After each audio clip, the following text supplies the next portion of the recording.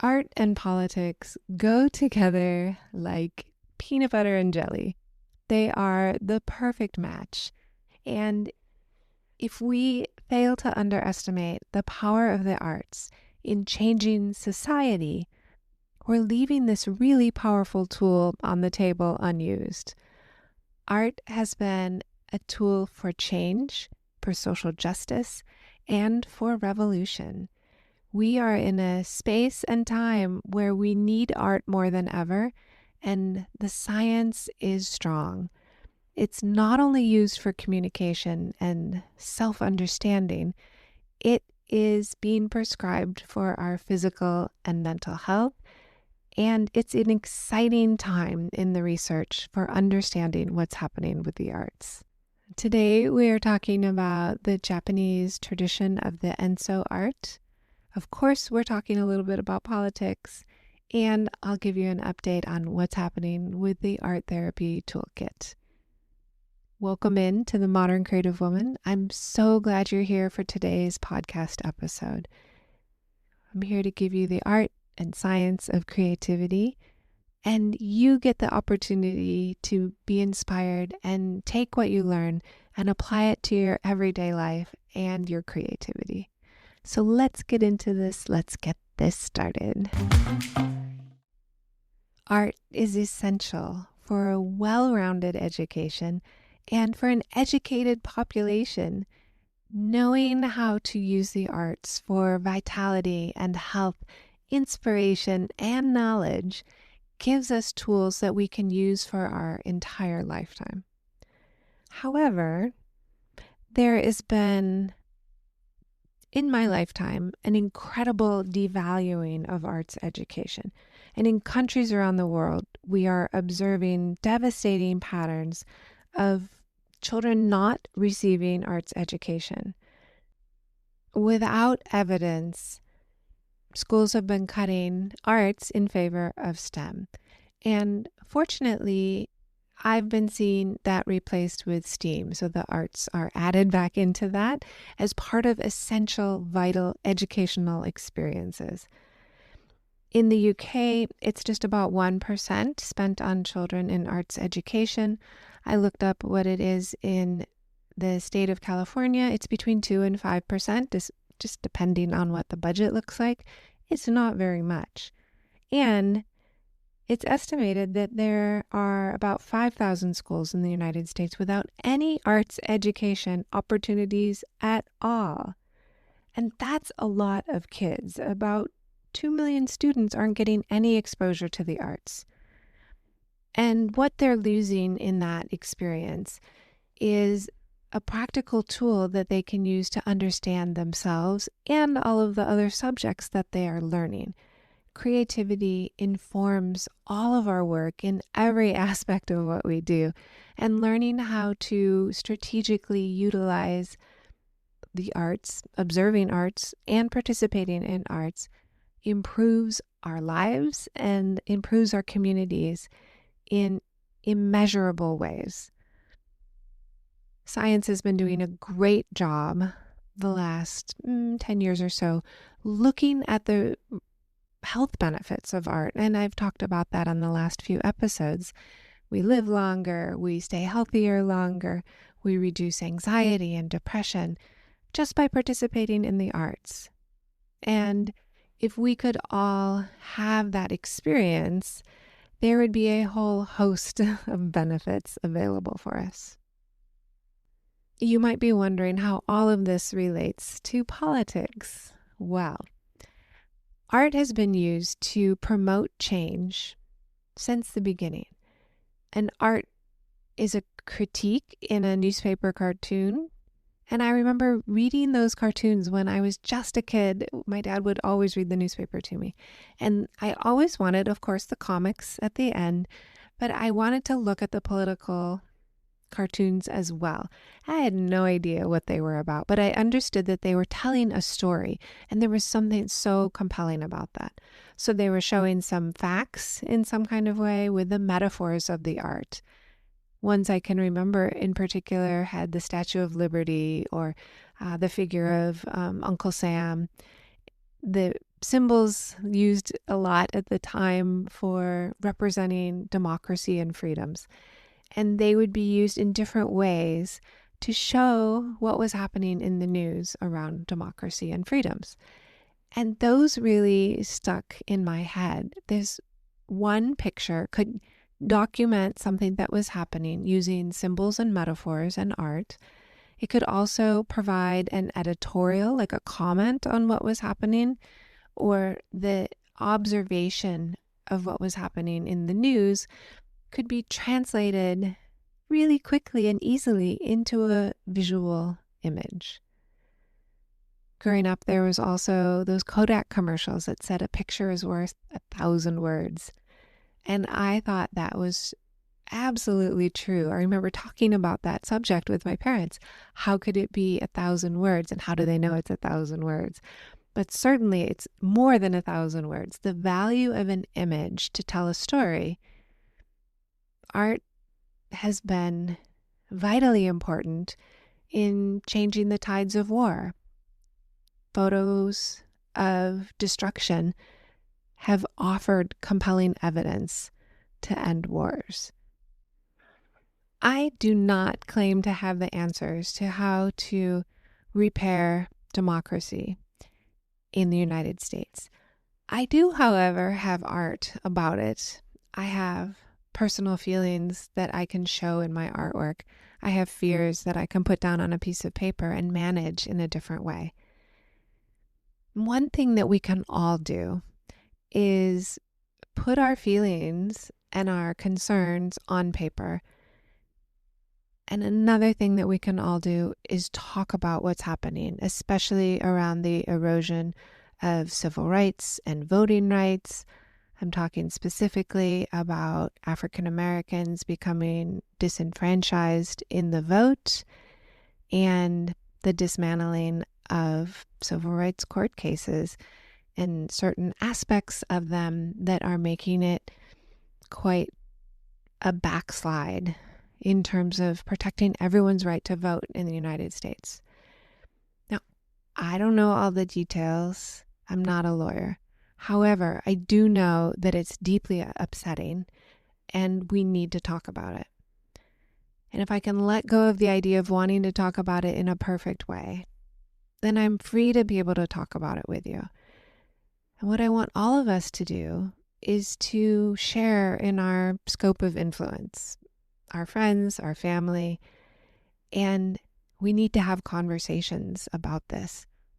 It doesn't mean that we're going to solve them in this conversation with our neighbor.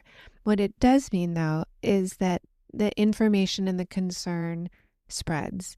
We have a lot of possibility to share an idea, and one idea begets another, and little change creates big change. And just speaking up can be challenging or scary or threatening. And it still really matters that we're able to just have conversations. And I'm not saying you have to go have a conversation with someone who's at the opposite end of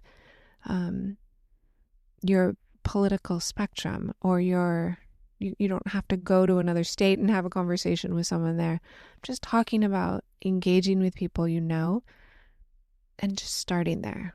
It matters that we all participate. All of this is wrapped together for me. The politics, the art education, and our ability to use art in a daily or at least weekly basis. That when we're exposed to art as children or as adults, it gives us creativity, empathy, insight, and a way to view the world differently from what our thinking brains perceive it to be. All of this allows us to be more educated and more engaged as citizens.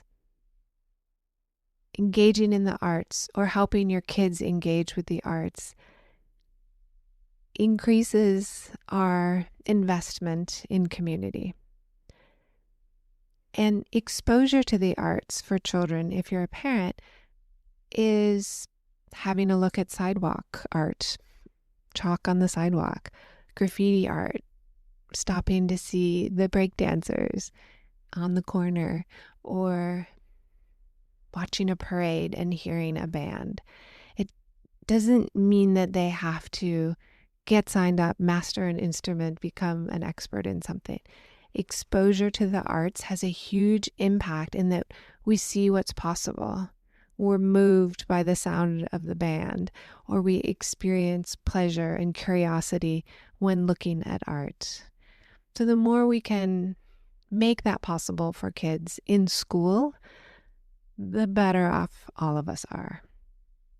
And we're better off because the arts help us think.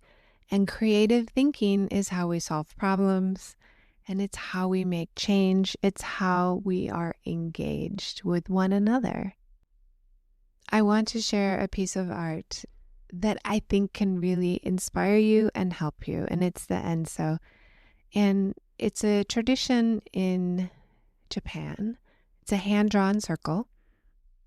And you make the circle in 1 or 2 brush strokes. So you would want to get paint or oil pastels. And the enso represents Zen mindfulness. It stands for enlightenment. And this part's really great, the beauty of imperfection. So the enso is representing the moment that's happening right now. It's also reflective of either the void, the space in the middle, or the fullness. The enso can be an open circle or a closed circle. And I almost always do mine as an open circle where the ends don't touch, because I love that idea of imperfection. My anti-racism group is reading a book called Do Better by Rachel Ricketts. It's a great book. I just got started, so I can tell you more about it as I get to reading. But she describes perfectionism as an agent of oppression.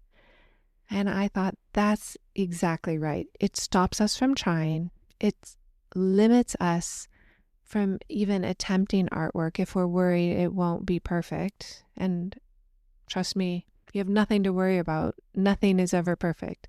No art, no conversation, no venturing into talking about difficult things with people is ever perfect. So fear not, you'll never reach it. You don't have to be afraid of it. The enso is a great opportunity to practice imperfection and get comfortable with it. Art is political. Politics is also deeply personal. It impacts all of us.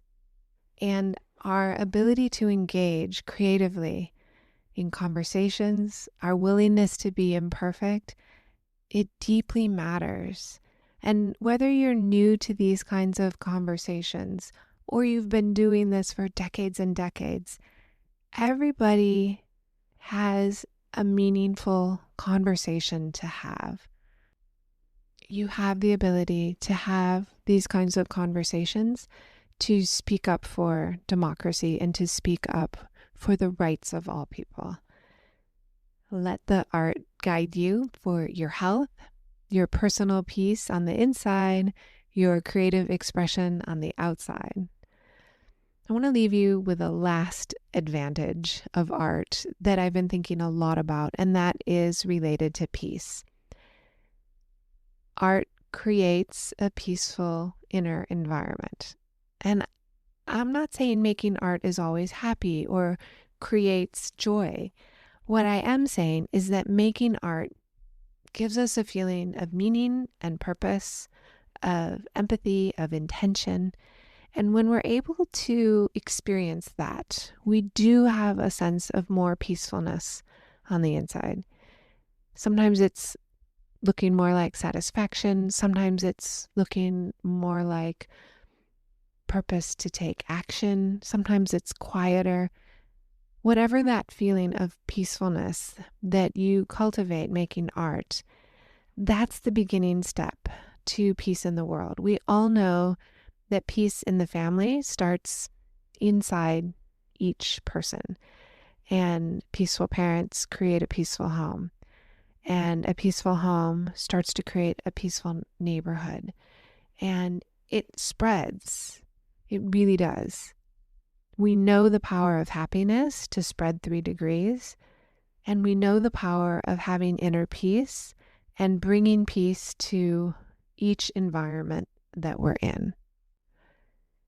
It's not very often that we get to participate in large change or cause large change as an individual. It's a collective movement that makes things happen. And your contribution to peace within your own home, within yourself, is contributing. Education is always a contribution. So if you're learning new things, you're contributing as well. And now it's time to have challenging conversations and really advocate for people who are losing access to their democratic rights. I want to thank you so much for being here today. And I would love to hear how you see art and politics related in your own experience, what one has done for the other in your life. I appreciate you being here. I'm getting so excited about art and health and art and wellness, in the everyday experience of art to the luxury experience of art, whether you're making it all by yourself or you're working with an art therapist. Your experience of participating in art is important. It gives you vitality. And the things that are most exciting to me have lately been reading the research and in working on my book, the Art Therapy Toolkit, what other art therapists have contributed in terms of being really creative. And the contributions range from poetry to printmaking to AI to digital art, and even things you can do on your phone while you're sitting in a waiting room somewhere. It is available for you all the time. All you have to do is tap into it to feel better. Have a wonderful rest of your day, and I look forward to speaking with you in the next episode of the Modern Creative Woman podcast.